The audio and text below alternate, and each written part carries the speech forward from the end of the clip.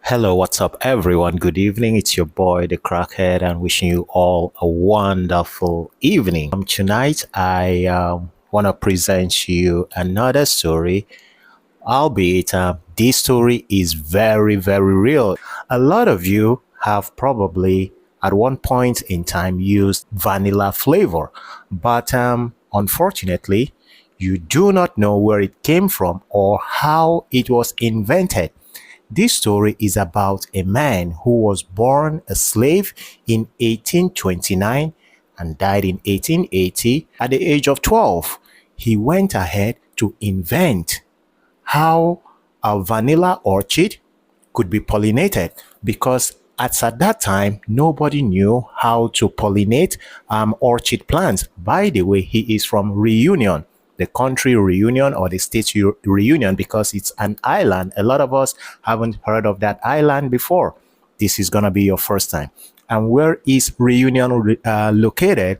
It is an island in the Indian Ocean that is 920 kilometers from Madagascar. And it was once a French colony during the slave era. So when Edmond Albius was born, actually died while giving birth to him. His mom's master took him in, even as a baby, took care of him and trained him. In Reunion, as at that time, the French, part of their sources of income or what they did there was, to grow vanilla orchid plants. And they had problem pollinating these plants. Why? Because over in that colony, they had just male vanilla orchids growing there. And because you need the male and the female, the anther and the stigma of these plants in order for them to be pollinated, even though the white French colonists tried, but it didn't work out. But when Edmond Albius grew up, he found a way. I don't know if it was revealed to him by water, but somehow he found a way to pollinate these plants. And of course, you can go online and Google this story, because when you hear the story of Edmond Albius, you're going to be thinking, how many things have we been robbed during the slave period? But this is not about the slave period, because right now, if you are robbed, it doesn't matter if it's by a white person or by a black person, it is your fault because you have the choice. We have freedom.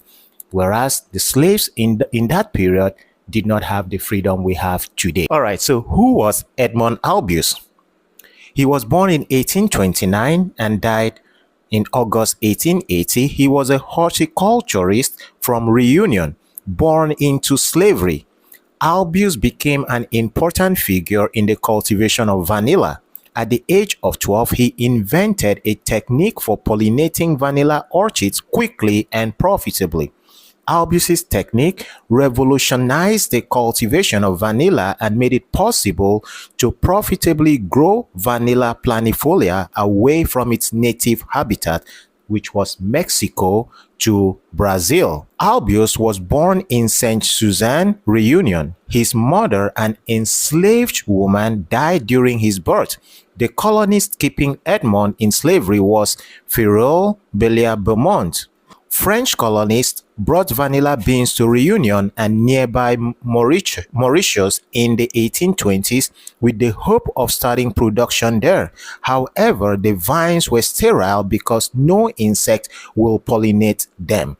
In 1837, Charles Morin, a professor of botany at the University of Liège in Belgium, published a method of hand pollination, but his technique was slow and required too much effort to make cultivating vanilla a money-making proposition. Albius's enslaver, Mr. Beaumont, taught him the basics of botany, including how to fertilize flowers. In 1841, Albius invented a method to quickly pollinate the vanilla orchid using a thin stick of blade of grass and a simple thumb gesture. Using the stick or grass blade, field hands leave the rostellum, the flap that separates the male anther from the female stigma. Wow!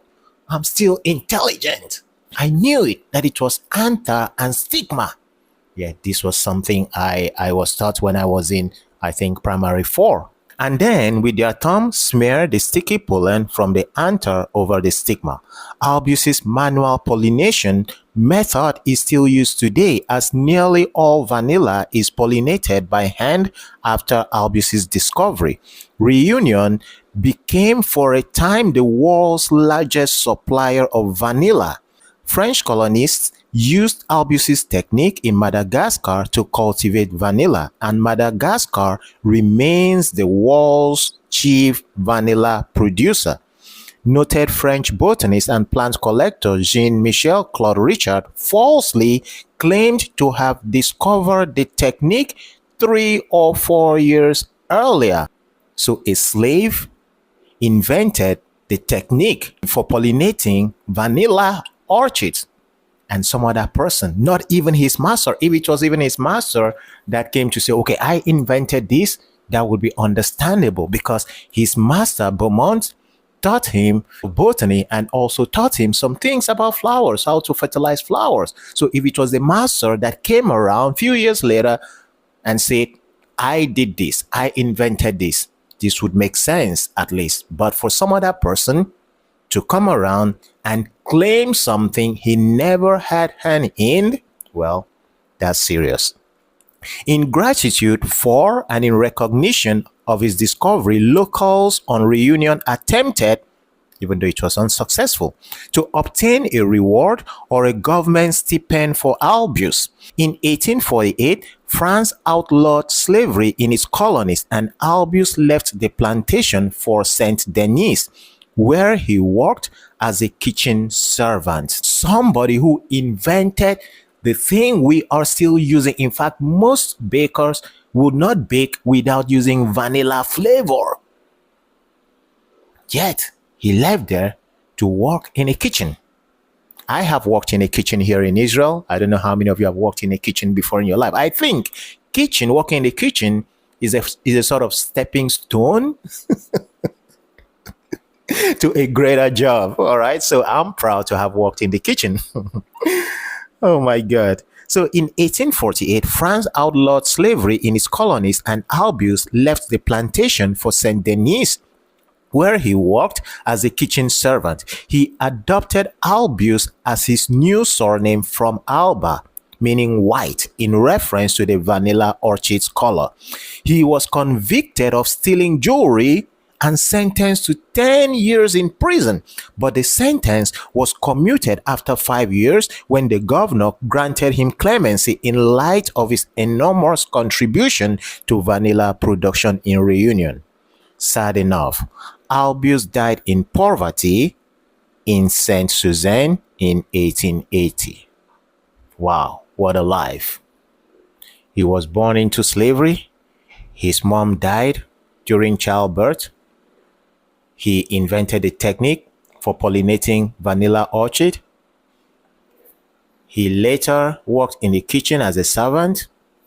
He was arrested for stealing. Did he actually steal those jewelries, or it was just something that was pinned on him?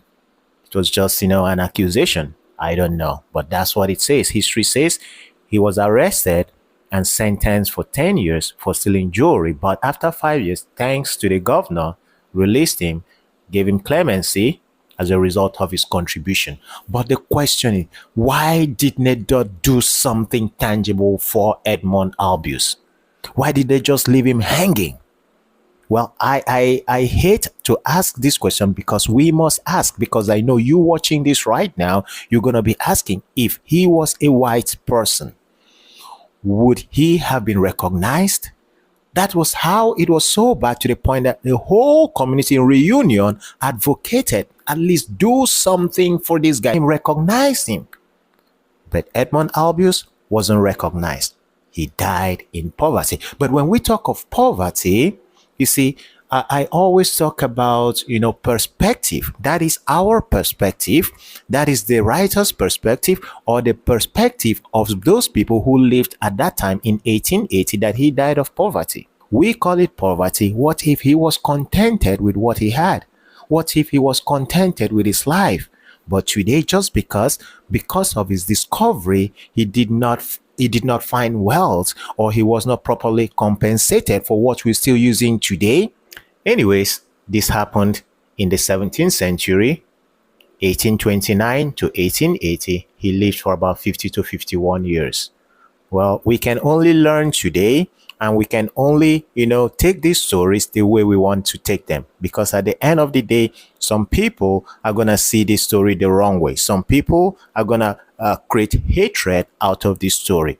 What happened in the past, let it stay in the past. What happened to Edmund Albius, is it still happening today? Yes, of course.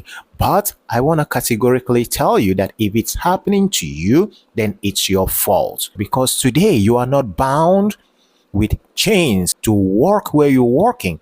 So if because you're making money and basically you are a slave to your work, it is on you, not on the person who gave you that job. Edmund Albius didn't have a choice. He was born a slave, but we are not born slaves. So let the story of Edmund Albius teach us one thing, that even though he did not have a choice in what he did, but today we have a lot of choices. We have choices to be free. We have choices to do whatever we want. So do not let anyone steal your hard work. Whatever you've invented, make sure you fight for it. Make sure you stand for it, so that in the end, people who are going to be living 200 years from now will also read your story. And when they read it, it should be a good story, not like the story of Edmund Albius. It's your boy, the Crackhead, wishing you all a wonderful night. Bye for now.